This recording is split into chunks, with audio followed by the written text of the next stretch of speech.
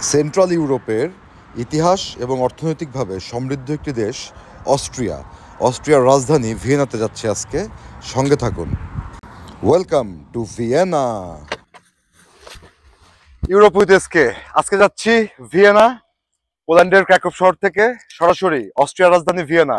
দেখা হবে। Are you ready for it? পোল্যান্ডের ক্র্যাকোভ শহরে আমার বাসা থেকে ঠিক 466 কিলোমিটার দূরে অস্ট্রিয়ার রাজধানী ভিয়েনা অবস্থিত, যেখানে আজকে যাচ্ছি না বিমানে নয়, ড্রাইভ করে যাচ্ছি বাই রোডে। তো বাই রোডে পোল্যান্ড থেকে ভিয়েনা যাওয়ার পথে অবশ্যই স্লোভাকিয়া পার করে যেতে হবে। তো সকাল সকাল রওনা দিয়েছি, চলুন ঘুরে আসি।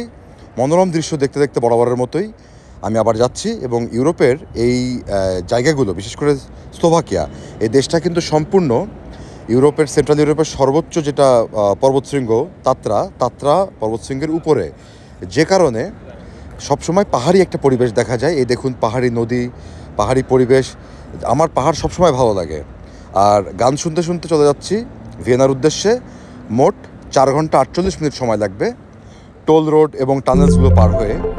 সঙ্গে থাকুন, সম্পূর্ণ ভিডিও নিয়ে আসছি, সাথে থাকুন। নেক্সট ভিডিও দেখতে সাবস্ক্রাইব করুন। Thank you.